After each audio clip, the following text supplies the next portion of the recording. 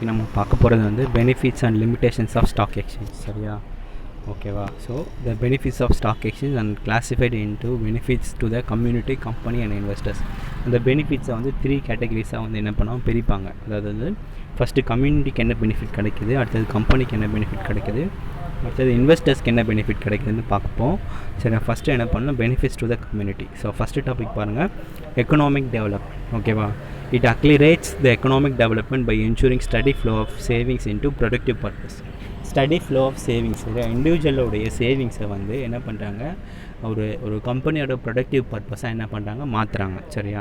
So இது மூலிமா stock exchange மூலிமா ஒரு இண்டிவிஜுவல்ஸ் வந்து என்ன பண்ணுறாரு, ஸ்டாக் எக்ஸ்சேஞ்சில் வந்து ஷேர்ஸ் மூலிமா இன்வெஸ்ட்மெண்ட் பண்ணுறாரு அவரோட சேவிங்ஸை, சர்ப்ளஸ் சேவிங்ஸை. ஸோ அந்த சர்ப்ளஸ் சேவிங்ஸ் வந்து என்ன ஆகுதுன்னா, ஒரு கம்பெனியோட ப்ரொடக்ஷன் பர்பஸ்க்கு என்ன ஆகுது, யூஸ்ஃபுல்லாக இருக்குது. சரியா?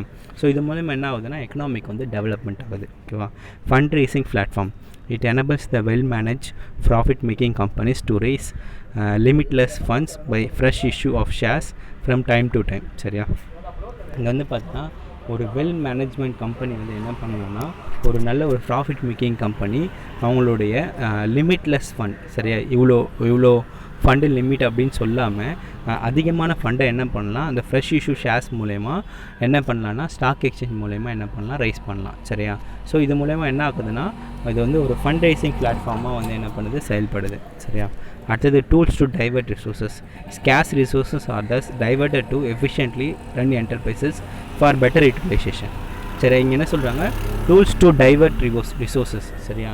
இது வந்து ஒரு டூல்ஸாக செயல்படுது. எப்படின்னா, ரிசோர்ஸஸ் வந்து டைவர்ட் பண்ணுது. சரியா? இப்போ வந்து ஸ்கேர்ஸ் ரிசோர்ஸஸ்னால் சர்ப்ளஸ் ரிசோர்ஸை என்ன பண்ணுறாங்க, அதாவது வந்து ஒரு இண்டிவிஜுவல் பர்சன்ஸ் கிட்ட இருக்க சேவிங்ஸ் இருக்குன்னு வச்சுங்க. அந்த சேவிங்ஸ் வந்து அவர் வந்து பார்த்தோன்னா அவர் பீரோவில் பூட்டி வைக்கிறதுனால ஒரு பிரோஜனமும் கிடையாது. இப்போ வந்து அவர் பார்த்தோன்னா ஒரு ஷேர்ஸில் இன்வெஸ்ட்மெண்ட் பண்ணுறது மூலயமா என்ன ஆகுதுன்னா, அந்த ஸ்கேர்ஸ் ரிசோர்ஸஸ் வந்து என்ன ஆகுதுன்னா, diverted to efficiently run enterprises. ஒரு என்டர்பிரைசஸ் ரன் பண்ணுறதுக்கு, எஃபிஷியண்ட்டாக ரன் பண்ணுறதுக்கு, அதே மாதிரி பெட்டர் யூட்டிலைசேஷனுக்கு வந்து என்ன ஆகுது, ஒரு டூலாக செயல்படுது. எது செயல்படுதுன்னா, ஸ்டாக் எக்ஸ்சேஞ்ச். சரியா? Capital formation. இது என்கரேஜஸ் கேபிட்டல் ஃபார்மேஷன். ஒரு கம்பெனி வந்து அதோடைய கேபிட்டலை வந்து ஃபார்முலேட் பண்ணுறதுக்கு, சரியா, உருவாக்குறதுக்கு வந்து என்ன வந்து ஸ்டாக் எக்ஸ்சேஞ்ச் வந்து ஒரு ஊன்றுகோலாக இருக்கிறது. சரியா? அடுத்தது fund raiser for government. It enables government to raise funds for undertaking projects through sale of securities on the stock exchange. அதே மாதிரி வந்து பார்த்திங்கன்னா, ஒரு கவர்மெண்ட்டும் என்ன பண்ணுறது, ஃபண்ட் ரைஸ் பண்ணுறதுக்கு வந்து நிறைய ப்ராஜெக்ட்ஸ்க்கு வந்து நிறைய ஃபண்டு தேவைப்படும். அப்போ வந்து கவர்மெண்ட் கிட்ட ஃபண்ட் இல்லாத போது இது என்ன பண்ணுன்னா, செக்யூரிட்டிஸ் மூலயமா என்ன பண்ணும், ஃபண்டை ரைஸ் பண்ணும். சரியா? அதுக்கு வந்து எது ஹெல்ப்ஃபுல்லாக இருக்குன்னு பார்த்தீங்கன்னா, ஸ்டாக் எக்ஸ்சேஞ்ச். இந்த stock exchange serves as a platform for raising public டெப்ட். அதே மாதிரி பப்ளிக் கிட்டேருந்து கடனை கலெக்ட் பண்ணுறதுக்கும், சரி, அதாவது கடன் பத்திரங்களை வெளியிடுவதற்கும் என்ன பண்ணுது, கவர்மெண்ட்டுக்கு வந்து இது ஹெல்ப்ஃபுல்லாக இருக்குது. சரியா? இப்போ இது வரைக்கும் நம்ம பார்த்தது வந்து பார்த்தீங்கன்னா, பெனிஃபிட்ஸ் டு த கம்யூனிட்டி என்னென்ன பார்த்தோம், economic development, fund raising platform, tools to divert resources, capital formation, fund raiser for government. அதாவது பெனிஃபிட்ஸ் டு த கம்பெனி. சரியா? ஸோ இந்த பெனிஃபிட்ஸ் டு த கம்பெனியில் ஃபஸ்ட் நம்ம என்ன பார்க்க போகிறோன்னா, enhances goodwill or reputation. சரியா? Companies whose shares are quoted on a stock exchange enjoy greater goodwill and credit standing. இப்போ ஒரு கம்பெனியோட ஸ்டாக்கை வந்து ஒரு ஷேரை வந்து ஸ்டாக் எக்ஸ்சேஞ்சில் வந்து இந்த லிஸ்டடில் வர்றது மூலிமா அந்த கம்பெனிக்கு என்ன ஆகும்னா, நல்ல ஒரு நற்பெயர் ஏற்படும். சரியா? அதே மாதிரி அதோட கிரெடிட் ஸ்டாண்டிங் வந்து இம்ப்ரூவ் ஆகும். ஓகேவா? அடுத்தது wide market. There is a wide and ready market for such securities. அந்த கம்பெனிஸோட செக்யூரிட்டிஸ்க்கு வந்து என்ன இருக்குன்னா, ஒரு வைடான மார்க்கெட், வைட் மார்க்கெட்னா பெரிய மார்க்கெட் வந்து என்னாகும், கிடைக்கும் ஸ்டாக் எக்ஸ்சேஞ்ச் மூலமா. அடுத்து என்ன சொல்கிறாங்க, raises huge funds. Stock exchange can raise huge funds easily by issue of shares and debentures. இது மூலயமா ஸ்டாக் எக்ஸ்சேஞ்ச் மூலயமா என்ன பண்ணலாம், ஒரு நிறுவனம் வந்து அதிகமான ஃபண்டை வந்து ரைஸ் பண்ண முடியும். எது மூலயமா, ஷேர்ஸ் மூலயமாவும் டெபஞ்சர்ஸ் மூலயமாவும். Increases bargaining strength. Companies whose shares rise in the stock exchange command high bargaining power in the event of further expansion, merger or amalgamation. சரியா? இப்போ வந்து பார்த்தீங்கன்னா, ஒரு கம்பெனியோட பார்கெனிங் ஸ்ட்ரென்த் வந்து இன்க்ரீஸ் ஆகுது. எப்படின்னா, இப்போ அவங்களோட ஷேர்ஸ் வந்து ஸ்டாக் எக்ஸ்சேஞ்ச் வந்து ரைஸ் ஆகும்போது என்ன ஆகும்னா, அவங்களுடைய ஃபர்தர் எக்ஸ்பான்ஷனுக்கும், பிஸ்னஸோட கம்பெனியோட ஃபர்தர் எக்ஸ்பென்ஷனுக்கும், இல்லை இன்னொரு கம்பெனியோட இணையும் போதும், இல்லை இன்னொரு கம்பெனி அண்டர்டேக் பண்ணும் போதும் அதோட வேல்யூ வந்து, பார்கெனிங் வேல்யூ வந்து அதிகமாக இருக்கும். சரியா?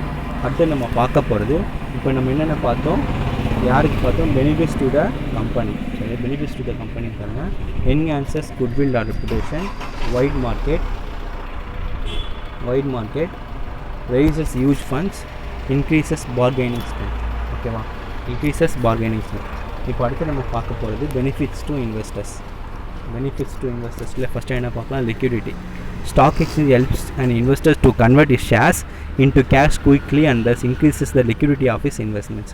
இப்போ வந்து பார்த்தீங்கன்னா ஒரு இன்வெஸ்டர்ஸ் வந்து என்ன பண்ணலாம், ஸ்டாக் எக்ஸ்சேஞ்சில் இன்வெஸ்ட்மெண்ட் பண்ணியிருக்கிறது மூலயமா அந்த ஷேர்ஸ் எப்போ வேணால் என்ன பண்ணலாம், அவர் வந்து கேஷாக என்ன பண்ணலாம், சேஞ்ச் பண்ணலாம், குயிக்காக சேஞ்ச் பண்ணலாம். அதனால் அவருக்கு என்ன கிடைக்குதுன்னா லிக்விடிட்டி பொசிஷன் கிடைக்குது. சரியா, adding collateral value of security. The fact that a security is dealt on a stock exchange makes it a good collateral security for obtaining loan from banks. அது வந்து பார்த்தீங்கன்னா ஒரு பிணைய பத்திரமாக என்ன பண்ணுது, செயல்படுது. இப்போது ஷேர் சர்டிஃபிகேட் எடுத்துகிட்டு போய்ட்டு நம்ம பேங்க்கில் கொடுத்து என்ன பண்ணலாம், அதை லோனாக என்ன பண்ணிடலாம், நம்ம கன்வெர்ட் பண்ணிக்கலாம், லோன் வாங்கலாம் அதை வச்சு. சரியா, அடுத்தது investors protection. The stock exchange safeguards investors interest and ensures fair dealings by strictly enforcing it rules and regulations. அதே மாதிரி வந்து பார்த்தீங்கன்னா ஒரு ஸ்டாக் எக்ஸ்சேஞ்ச் போடுற ரூல்ஸ் அண்ட் ரெகுலேஷன்ஸ் எல்லாமே பேசிக்காக ஒரு இன்வெஸ்டர்ஸை வந்து ப்ரொடெக்ட் பண்ணுறதுக்கான ரூல்ஸ் அண்ட் ரெகுலேஷனாக இருக்குது. சரியா, ஸோ அதனால் வந்து என்ன மீனிங்னா அதில் வந்து இன்வெஸ்டர்ஸை வந்து அதிகமாக ப்ரொடெக்ட் பண்ணுது. ஓகேவா, assessing real worth of security and investors can easily assess the real worth of securities in is hands as market quotation are publish daily in the newspaper and in the websites. இப்போ daily வந்து அவங்களோட ஷேர்ஸோட value இல்லை வந்து ஒரு செக்யூரிட்டிஸோட ஒரு டெபாசிட்ஸோட value வந்து ஈஸியாக அவங்க என்ன பண்ணலாம், ஸ்டாக் எக்ஸ்சேஞ்ச் மூலிமா தெரிஞ்சுக்கலாம். அப்போது ரியல் ஒர்த் ஆஃப் செக்யூரிட்டிஸ் அவங்க கையில் இருக்க ஒர்த்தை வந்து என்ன பண்ணிக்கலாம், டெய்லி அப்டேஷன் மூலிமா தெரிஞ்சுக்கலாம். இதெல்லாம் எது மூலிமா நடக்குதுன்னா ஸ்டாக் எக்ஸ்சேஞ்ச் மூலிமா நடக்குது. சரியா, அடுத்தது mechanism to trade securities. Stock exchange provides a mechanism by which purchase and sale of listed security take place in a matter of few minutes. சரியா, இங்கே வந்து பார்த்தீங்கன்னா மெக்கானிசம் டு ட்ரேட் செக்யூரிட்டிஸ்ன்றாங்க. ஸ்டாக் எக்ஸ்சேஞ்ச் என்ன பண்ணுதுன்னா ஒரு லிஸ்டட் செக்யூரிட்டிஸை purchase and sales வந்து பண்ணுறதுனால ஃபியூ மினிட்ஸில் என்ன பண்ணுது, ஃபியூ மினிட்ஸில் வந்து இதை நிகழ்த்துது. சரியா, இது மூலயமா என்ன ஆகுதுன்னா ஒரு இன்வெஸ்டர்ஸ்க்கு வந்து ரொம்ப ரொம்ப ஈஸி இந்த மெக்கானிசம் மூலயமா. நெக்ஸ்ட் நம்ம பார்க்க போது limitation of stock exchange are as follows. Lack of uniformity and control of stock exchange. சரியா, ஸோ இந்த ஸ்டாக் எக்ஸ்சேஞ்சோடைய குறைபாடுகள். சரியா, இந்த கொஸ்டின் வந்து ரொம்ப ரொம்ப இம்பார்ட்டன்ட். ஸோ பெனிஃபிட்ஸ் வந்து என்ன சொல்லலாம், நம்ம பெனிஃபிட்ஸு அட்வான்டேஜஸ் எல்லாம் ஒன்று தான். ஓகேவா, ஸோ ஸ்ட்ரென்த் எல்லாமே ஒன்று தான். அதே மாதிரி லிமிட்டேஷன்ஸ் டிஸ்அட்வான்டேஜஸ் இது எல்லாமே ஒன்று தான். ஓகே, ஃபஸ்ட்டு பாருங்கள், the limitation of stock exchange as follows. lack of uniformity and control of stock exchanges. இதில் வந்து பார்த்திங்கன்னா ஒரு யூனிஃபார்மிட்டி, அதாவது ஒருங்கிணைந்த தன்மையோடு இருக்காது. அதே மாதிரி என்ன ஆகுதுன்னா இந்த ஸ்டாக் எக்ஸ்சேஞ்சோட கண்ட்ரோல் வந்து ரொம்ப கம்மியாக இருக்குன்றாங்க. சரியா, options of restriction on the membership of stock exchanges. So stock எக்ஸ்சேஞ்சில் மெம்பர்ஷிப் அதாவது மெம்பர்ஸ்க்கு வந்து பார்த்தீங்கன்னா அந்த ரெஸ்ட்ரிக்ஷன் வந்து கம்மியாக இருக்குது. சரியா, அவங்கள வந்து ரெஸ்ட்ரிக்ட் பண்ணலை. சரியா, failure to control unhealthy speculation.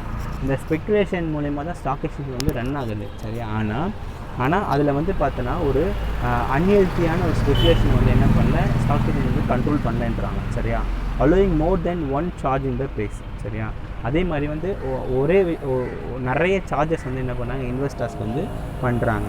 ஓகேவா, அடுத்தது non insistence of margin requirement in stock exchange or in the case of produce exchanges. சரியா, ஸோ இங்கே வந்து பார்த்தோன்னா என்ன சொல்கிறாங்கன்னா ஒரு margin requirement of stock exchange வந்து நம்ம வந்து பார்த்தோன்னா ஒரு விளிம்பு தேவைகளை வந்து நம்ம ஸ்டாக் ப்ரொடியூஸ் உற்பத்தி சந்தையில் வந்து அதை வலியுறுத்துறது இல்லைன்றாங்க. சரியா, no proper regulation of listing of securities on the stock exchange. அதே மாதிரி எந்தெந்த செக்யூரிட்டிஸ் எல்லாம் வந்து லிஸ்டட் பண்ணுறாங்களோ அதுக்கு என்ன கிடையாது, இப்போ ரெகுலேஷன்ஸ் இருக்குது, ஆனால் ப்ராப்பராக இல்லை, அது மெயின்டைன் பண்ணலை அப்படிங்கிற மாதிரி சொல்கிறாங்க. அடுத்து பாருங்கள், இப்போ நம்ம பார்க்க போகிறது stock exchanges in India. So இந்தியாவில் வந்து பாருங்கள், there are 24 stock exchanges in the country. சரியா, ஸோ இந்தியாவில் மொத்தம் 24 இருக்குது, with 21 of them being regional in nature. இது எல்லாம் 21 வந்து ரீஜனலாக இருக்க stock exchanges. 3 others that have been set up in the reforms national stock exchanges. மற்ற 3 வந்து பார்த்தோன்னா காமனாக இருக்கிறது. சரியா, ஒன்று வந்து பார்த்தோன்னா நேஷ்னல் ஸ்டாக் எக்ஸ்சேஞ்ச், அடுத்தது the over the counter exchange of India limited OTCA and Interconnected Stock Exchange of India Limited ISC have mandate to nationwide trading network. சரியா, இந்த 3மே வந்து காமனாக இருக்கிறது. ஓகேவா, the ISC has been promoted by 15 regional stock exchanges in the country and is based at Mumbai. சரியா, இங்கே வந்து பார்த்தோன்னா இன்டர் கனெக்டட் ஸ்டாக் எக்ஸ்சேஞ்ச் கீழே வந்து பார்த்தோன்னா 15 ரீஜனல் ஸ்டாக் எக்ஸ்சேஞ்சஸ் இருக்குது. ஸோ இது வந்து பார்த்தோன்னா இதோட பேஸ் வந்து எங்கே இருக்குன்னா மும்பையில் இருக்குது. இந்த ISC provides a member broker of any of the stock exchanges and access into the national market segment, which would be an addition to local trading segments available at present. இந்த ISC interconnected stock exchange வந்து எதை base பண்ணி run பண்ணுதுன்னா தரகர் உறுப்பினர், சரியா. So வந்து பார்த்தோன்னா அதை பேஸ் பண்ணி நடைபெறுது, ஓகேவா. ஸோ இங்கே வந்து பார்த்தோன்னா இங்கே என்ன சொல்கிறாங்க பாருங்கள், இந்த ISC provides a member broker, சரியா. ஸோ மெம்பர் புரோக்கர், ஸோ உறுப்பினர் தரகர் of any of the stock exchanges and access in to the national market segment, இந்த பேஸில் நடக்குது. அடுத்தது என்ன சொல்கிறாங்க, which would be in addition to the local trading segment available at present. So local trading செக்மெண்ட்டுக்கும் வந்து என்னது இது அவைலபிளாக, நேஷ்னல் மார்க்கெட் செக்மெண்ட்டுக்கும் ஆக்சஸ்க்கும் இது லோக்கல் செக்மெண்ட்டும் அதாவது நேஷ்னல் மார்க்கெட் செக்மெண்ட் வந்து லோக்கல் செக்மெண்ட்டில் இன்டர் கனெக்ட் பண்ணுறதுக்கு இது ஹெல்ப் பண்ணுது.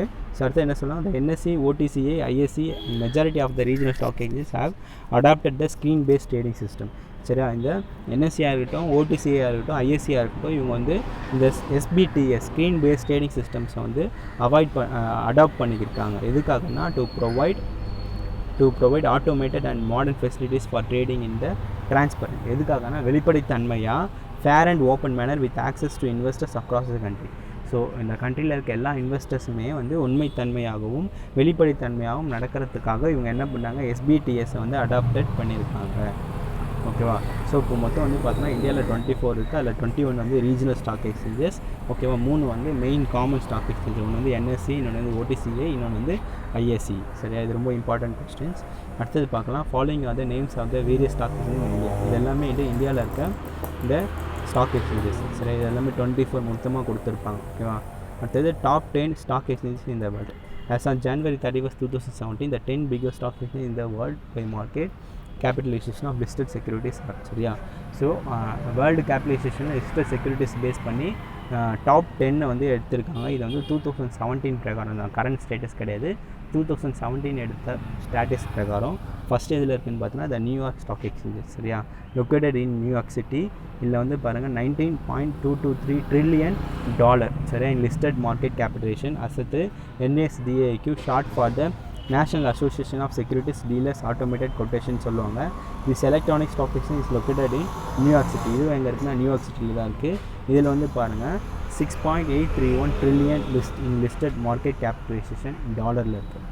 London stock exchange located in லண்டனில் இருக்குது, இங்கிலாந்து, சரியா. இதோடைய லண்டன் வந்து இங்கிலாந்து இருக்குது. இல்லை பாருங்கள் $6.187 trillion in listed market capitalisation. அடுத்தது Tokyo stock exchanges, formally known as the Japan stock exchange குரூப்னு சொல்லுவாங்க.